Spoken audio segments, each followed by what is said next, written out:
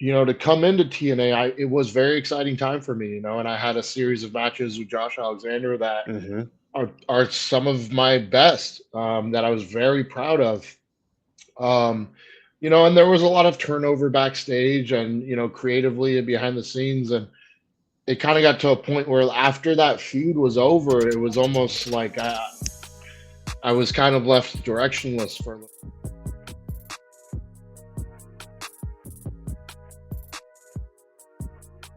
What's going on, everybody? Zack Heydorn here with the Takedown on SI. And with me today from MLW, made his big return at Battle Riot, Alexander Hammerstone. Hammerstone, what's going on, man? Thanks for being here. Hey, thanks for having me. I'm happy to do it. So, how did it feel returning to MLW, a company that you've had so much of a positive impact on throughout the years? We're going to talk about your run there in a little bit, but man, how did it feel walking back out there in that place that you helped build?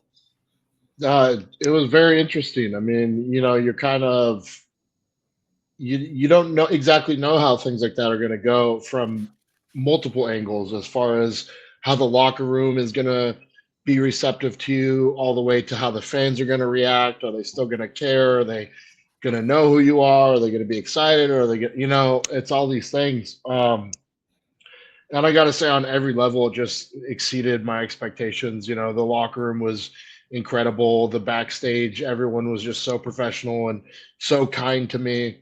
Um, and then the fan reactions speak for themselves. Getting to go out there and see, the happiness and feel that energy, and it's like, it was definitely at a level that I've been missing for a while, and it, really rejuvenated me, so to speak. How does it how does it feel to return to a company like you, because you left MLW, you were at the top and you were champion for 600 days, you headlined multiple events and big feuds with Jacob Fatu and others, like, and then you come back, landscape's a little bit different, but how does it feel to kind of be the old veteran, returning to his stomping grounds, ready to take over? Yeah, I mean, so like you said, the landscape has changed a little bit. So as I'm traversing it, I'm trying to like kind of take everything in and learn what's changed here and there. But yeah, like you said, not only just in MLW, but like overall, as the years go on in wrestling, it's kind of strange to experience that paradigm shift of going from the younger, hungry upstart guy to becoming one of more of the veterans, and especially somewhere at MLW where, like you said, I do have the history there. I'm really at a point where I'm just trying to maintain a level of humility, because I think, um, it's really easy, and sometimes maybe towards even the end of my run at MLW, you get into this headspace of like, like I'm one of the top dogs here, and I don't want to have to put up with this or that or whatever. And but now I'm just like, I'm a lot more in a mindset of like, I doesn't matter if I've done all these things. That's cool. If someone looks up to me, that's cool. If someone respects me, that's cool. If they don't, I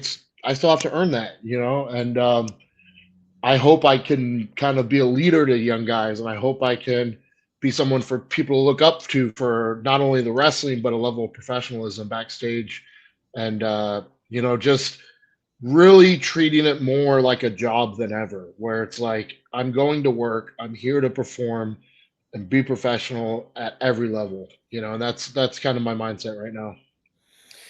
Very interesting. How did it, like, we talked now like about returning to MLW. You were away from MLW for a while with stops in TNA and various indies and just other opportunities. Um, how, looking back on that, like, what are your thoughts on the world outside of MLW? Like, did you get the opportunities you were hoping to get? Did you get out of that what you wanted when you kind of put MLW to the side? I mean, I still think there's a lot I want out of wrestling, and it might take going to plenty of different places. It might, but that's something that I had to do, and I'm glad I did it. I'm very appreciative of what TNA did for me and the time I spent there. Like, I love the locker room. Um, but yeah, wrestling is a very strange world because there's a million things that um, can take you in a different direction, and that's from a creative aspect. That's from all kinds of things. And to come into TNA, it was very exciting time for me. And I had a series of matches with Josh Alexander that Mm-hmm. are some of my best, that I was very proud of. Um, and there was a lot of turnover backstage and creatively and behind the scenes, and it kind of got to a point where after that feud was over, it was almost like I was kind of left directionless for a little while. And I'm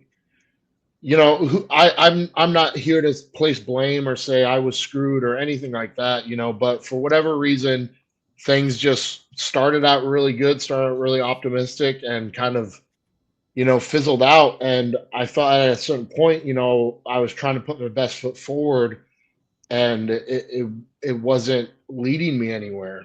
And that's a really frustrating feeling in professional Yeah. wrestling. And I'm not gonna lie, like at a certain point, like I might become to blame because it started putting out my fire. And if you don't have a fire burning in pro wrestling, this is not a job that you could come in and go through the motions. You Mm-hmm. have to be mentally excited about it. You have to be trying to be creative, trying to come up with new stuff, really constantly honing your craft. And I got to the point where I was just like, okay, well, I'll show up. I'm probably gonna have a dark match, so I guess I'll just show up and play the hits and collect my paycheck and go home. And as shitty as that is to say, it was kind of like a depressed state that I got in. And so yeah, things got to a low point, and then obviously we parted ways, and but immediately, me and Court had kept in contact, not in like a hey, when are we gonna secretly reconvene, but just in a very friendly way. Sure. Merry Christmas, happy birthday, how's the girlfriend? He checked in on me when I was out with surgery, things of that nature. So immediately, once the news was broke, he was like, hey, like, I know you're probably going through a lot mentally, and I'm not happy that you've lost your job, so to say, but I am happy at the idea of working together again if that's something you're interested in. And so some time went by and we spoke, and it just became very apparent that MLW could be that place to kind of relight the fire that kind of started to burn out over the last couple months.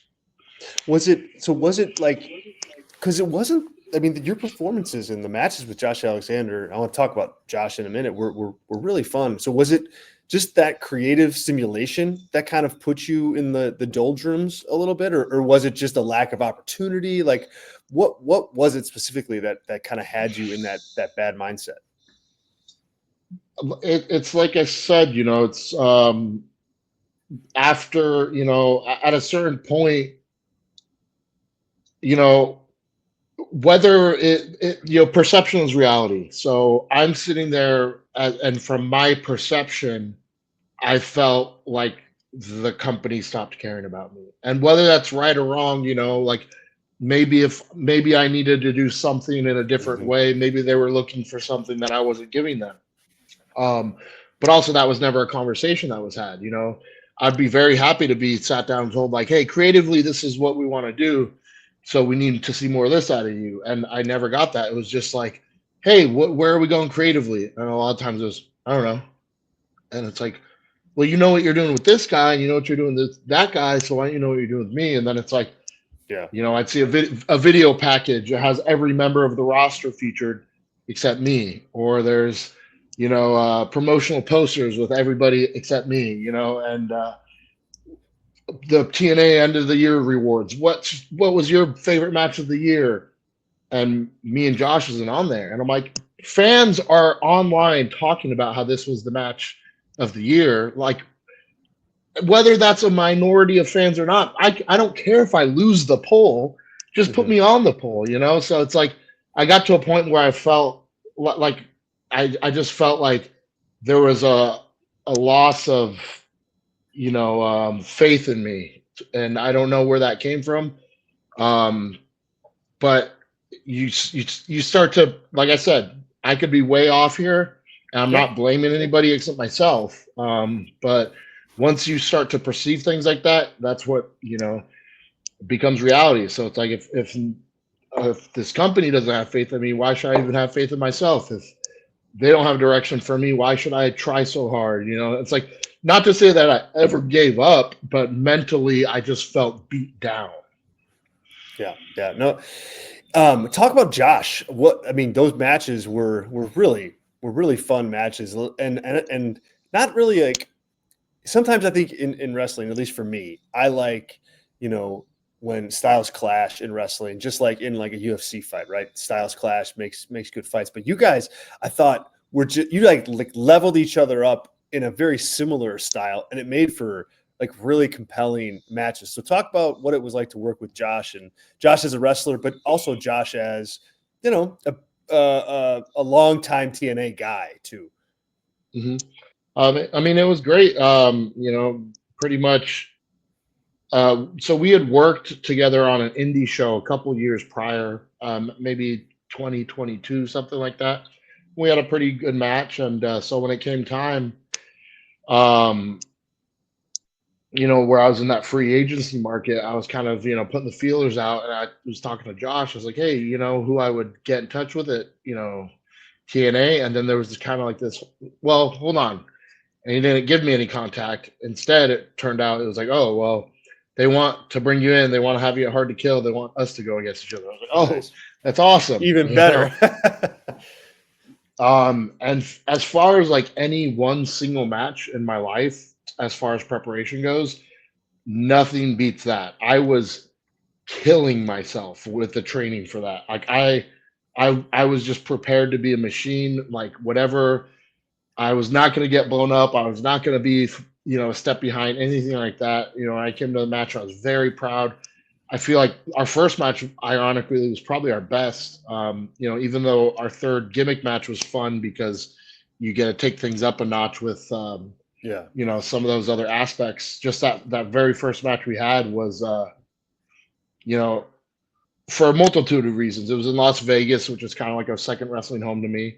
It was my first match with the company, so there was a lot of excitement. It was against Josh, someone I respect very much in the ring, and we had plenty of time. I believe we had 20 some odd minutes. So debuting on a pay-per-view, that's very generous to be given. And I was very grateful for that.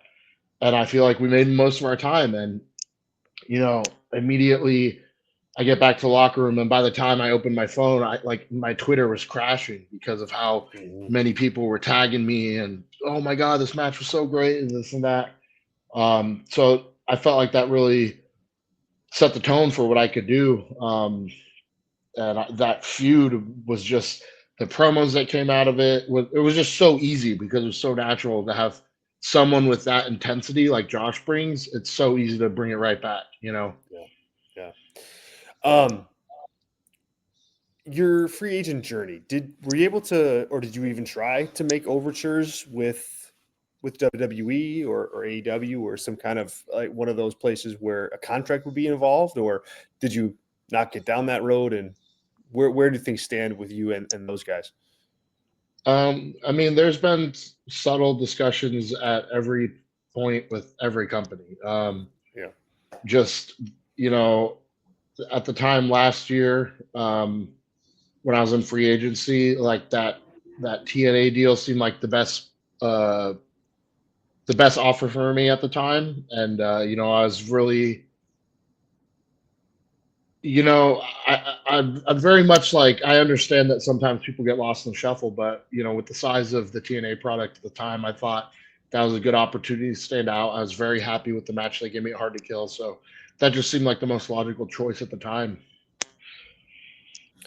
Do you, when you go and you're like kind of working like the business end of your job, like getting booked and signing contracts, like what's kind of the hierarchy of consideration? Is it is it always money first, or is it, hey, what kind of matches am I going to have, or is it what kind of like creative input am I going to have? Like, what? Talk me through that. Yeah, that's that's something where obviously MLW comes into play big time. Sure.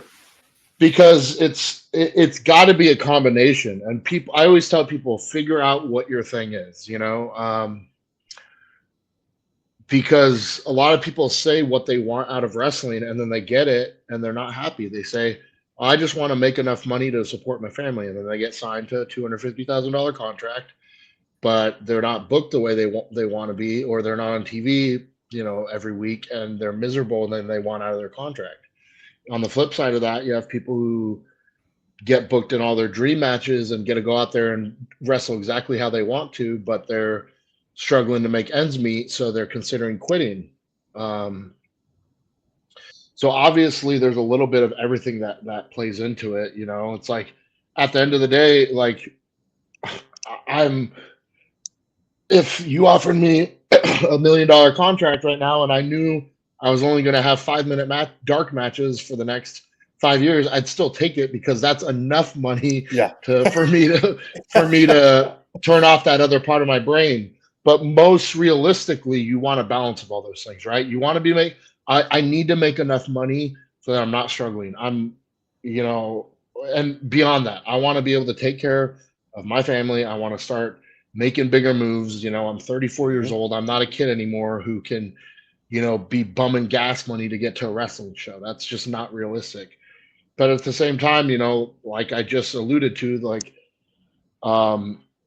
certain times have made me realize how much, like, oh crap, like, if I don't have passion for what I'm doing, then, like, I don't even want to do it. And if I don't even want to do it, then it's just like, it's almost like the snake eating itself, because it's like my passion starts dying, so I'm not, like, even, like, fired up to do it, which makes me become a worse wrestler, which makes me not have any value.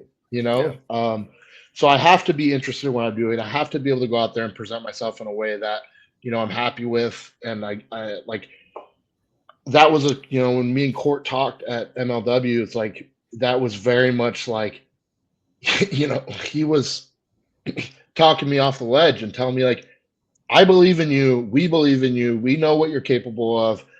Don't doubt yourself. Come here and show everybody who you are. Shut them all up. Anybody who forgot, make them remember. And like, to be able to be given that platform is very valuable. That's something that is more valuable than short-term money in some situations, because I'm creating I'm rebuilding my value, essentially. So yeah, it's like you said, there's all kinds of things. There's schedule, there's match, what kind of matches are you going to have? Are you going to be able to present your character a certain way? And there's money, there's all these things. Ideally, I'm wanting to get a little bit out of each one of those categories.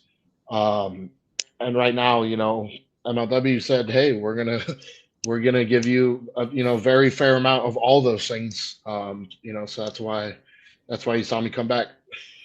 What you've done so much in MLW already. I mean, multiple time champion. You've had, again, like main events. I want to talk about the feud with Jacob Fatu in a minute, but what's the goal for you now in that company as you come back? I mean, do you have your mind set on, more titles or certain opponents? Like, what excites you about going there now in terms of just ring work or just being in the company? Well, definitely there's a handful of people that I really want to work with. And it's like, that's another thing that's really exciting about stepping away for a certain amount of time and then coming back, is that the landscape with the changeover, it means there's, a whole new main event scene for me to get in there with. Obviously it's like, as soon as, like, you step back in the ring, you start seeing, like, the other champions, you're like, no, like, this is mine, not yours. So that's an aspect to it. There's also the idea that MLW has partnered up with New Japan. They've partnered up with CMLL, so that opens these bridges to potentially go overseas or over to Mexico. and work with these other companies and a whole list of other talent over there. There's just a lot to do. The first thing first is, I just want to, you know, like I kind of alluded to earlier, is just kind of remind people of who I am, what I'm capable of. I think the Battle Riot was a great start to that. Yeah. I think for anyone who thinks, I've lost my passion or my fire, go watch that match and tell me the same thing, because it's back. um, but now it's just like, show the world. Um, where does it like wrestling now? I think it's such an interesting time for the business, because of course you have a WWE, you've got AEW, you've got TNA who's partnering up with NXT, you've got MLW with CMLL and with New Japan, and like you got all these kind of companies cross pollinating, and I think that creates opportunity. What's MLW's place in that? Do you think that it has like the right mission statement as a promotion to live in that wrestling ecosystem that's out there now? 100%. I mean, so it's like, obviously they're still here, right? They've made it through some trials. I know, like I always say, like, it's like we getting through COVID. Me and Court were just talking about that at the Battle Riot, about how we were doing, like, we did like a 4-day straight set of tapings of all Man. day to try to get, like, 8 months of television, just because everything was so hard to navigate with travel and lockdowns, and we were filming in an empty building, and it was just so hard that we had to, like, just bulk do it. But we did it, and so it's like, just for them to still be here, for them to still be selling out shows and thriving at a level that, like, they are, obviously they have a place, and everything's going to be different. Like, for every company that has its diehards, it has its haters, and that's never going to change, and you're never going to sway everybody. But at the same time, it's like, I don't walk into the company thinking like, okay, I'm just coming here because they're offering me a paycheck right now. I come in here going, okay, what can I do to elevate this brand? What do I have to offer? I'm just a spoke on the wheel, but how important can I make this spoke? And I think with enough people having that same mindset, it's like the sky's the limit. Okay, last question. You have an iconic MLW feud under your belt with Jacob Fatu, who's running wild in WWE, part of the new bloodline, going to wrestle at WrestleMania. I don't necessarily have a specific question here, but I just want you to talk about that feud, because it was months long. It did good business for the company. You chased the world title down during that time, and it was just a really fun time for the company as a viewer. And it just seemed like you guys both were in your element and, had this kind of, I don't know, Rocky Apollo Creed rivalry about you. And I just want to hear your take on that time in your career and about that feud. And if you have any notes about Jacob, I'd love to hear that too. I mean, Jacob is one of my favorite people from the biz, like, bar none. When I did NXT, it was a night that he happened to be appearing on the show too, so we got to see each other and catch up. Cool. And it was just so great. It's so great to see him and see how well he's doing. And I knew he would. I always said, if WWE just lets Jacob do Jacob, it's gonna be crazy. Like, I thought for sure they were gonna handcuff him and try to tame what he's capable of. But from day one, they let him go out and do him, and I was like, oh my gosh, this is gonna get crazy so fast. And surely, it did, just like I thought. But the thing with Jacob, I mean, he's so good that he's gonna have an incredible match with almost anyone. He's that level of talent. But at the same time, there was just something special, like the unique dynamic between us. Like, I don't know, that it's an intangible thing. It's hard to describe whether it's the characters, whether it's the wrestling style, it's just like those matches were just like they were electric, and it's like there was so much that we're just like, it's the part of wrestling that's like unspoken and we just know, and we're just these things are just happening naturally that are just like some of the coolest moments. And yeah, for people to still like years later, we're almost 5 years since the Fightland match, and people still talk about it. It's crazy. It's talked like nearly daily on my social media. Someone is referencing one of those three matches or the feud in general, or something to that regard. And it's just like it's gonna be it's going to go down as some of my best work for sure. But it's funny because, when me and Court were talking and he was talking about potentially coming back, he's asking me like where my head's at and what I'm thinking and what I'm wanting. And one thing I said was, to this day, everyone still talks about the Fatu feud. And he's like, yeah, it's awesome, right? I was like, no, yeah, it's awesome. But that is not the best thing I'm capable of. You want more. I don't want my legacy to be a match I had 4 years ago. I want it to be, continuing. So I'm excited to hopefully, maybe it's possible at MLW, maybe it's possible somewhere else, who knows, but hopefully find my next Jacob Fatu, because dance partners like that are nearly one in a lifetime, but hopefully I could get another one, because those were some incredible matches, some incredible memories, and I'm just really appreciative to have had that opportunity. Thank you, Hammerstone, for your time. Please, will you plug your stuff? Plug Major League Wrestling, plug MLW, plug everything else you've got going on. Take a minute here and just talk to our audience about how they can see you more and engage with you more. Yeah, I mean, MLW is all over social media. I've noticed they must have a new social media person, because they're a lot more on the ball. Everywhere, yes. But, it's just MLW or Major League Wrestling on pretty much every social platform. And then myself is, if you search Hammerstone, you're going to find me. But usually Alex Hammerstone, Instagram, Twitter, Facebook, you name it. I'm not on OnlyFans yet, but who knows how desperate I might get someday.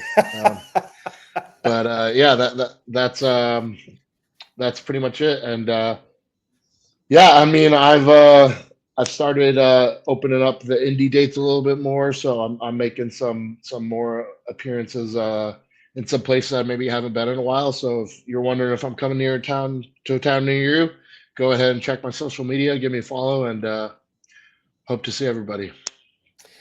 If you make it back to AAW here, make sure to let me know.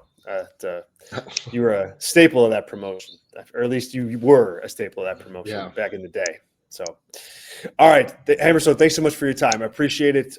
Good luck with the return. It was great seeing you back with MLW, and we'll talk soon. Oh yeah, thanks for having me.